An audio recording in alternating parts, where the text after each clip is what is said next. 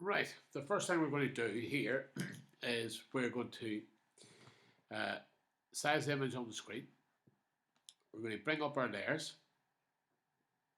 and if you don't know how to bring up layers, if you go to your window, make sure your layers are checked, and then this box will appear. Um, Also, the next thing we want to do is we want to bring the image size down a little. So if we click on this little box here is a minus, make sure you're on the spyglass, click the minus, and there we go. Just going to move that away a bit so we can see the image.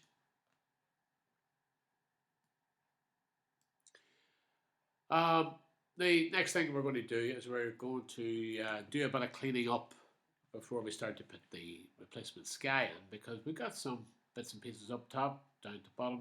If we take them away now, make the image look cleaner. Okay, so what we want to do is we want to create a copy.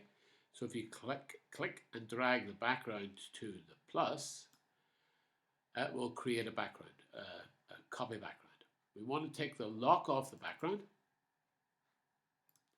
and we want to double click on the name and call it cleanup.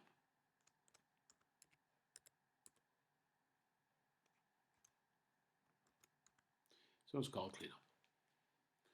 Now what we're going to do in cleanup is, with this layer selected, we're going to select the little icon, looks like a plaster here on the vertical left. So we click on that, right click on it, tells us all the functions that lie below. We're going to use the spot healing brush. And when we move over onto the screen, we will see a circle. This circle is controlled by square bracket keys, right to increase, left to decrease. And we believe we have enough size, and we're going to just swipe over the top of this area.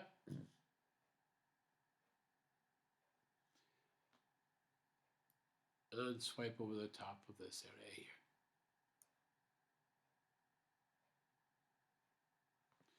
And down right here.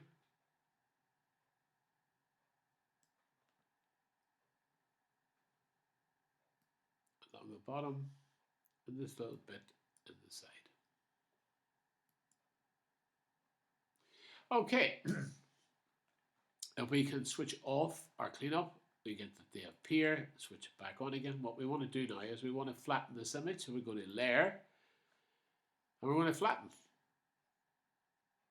Now that this image is flattened, we can now replace the sky. So if we go up to edit, replace sky,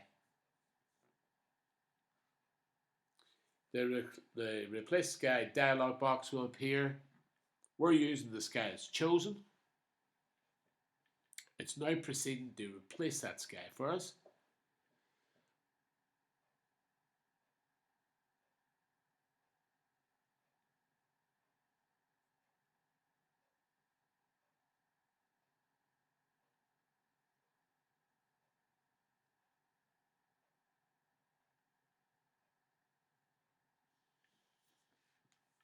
Just take a few seconds.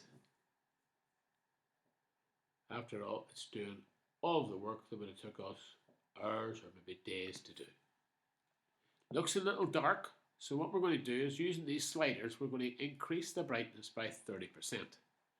So we're going to type in 30, and that's increased the brightness. We want new layers to be highlighted, and we're going to say OK. It's now been inserted. What we want to do is we want to flatten this. So it's going to go to Layer, Flatten, Unlock by double clicking and saying OK. We're going to go back now to Edit. This time we're going to use Transform, and we're going to flip the image. Why we're going to flip the image is the computer believes that at the top of the image, if there's no obstructions, then it's got to be sky. So therefore, we're going to fool the computer by flipping the image rather than doing a whole lot of work to the same avail. Okay, so what we're now going to do is, with this layer selected, we're just going to go back into our edit. We're going to sky replace.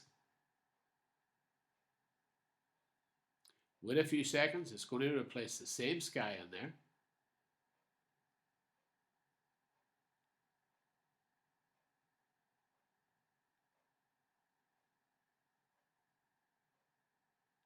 And for this example, I'm going to use 30 being the value of the brightness.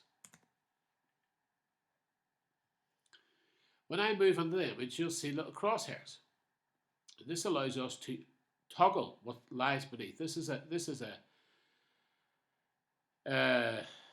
selection that lies below a mask.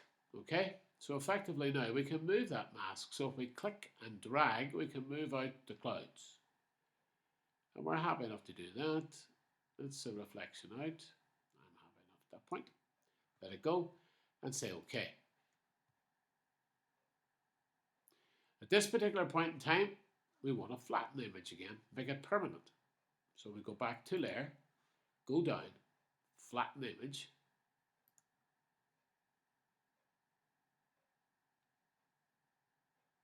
And again, we want to take the lock off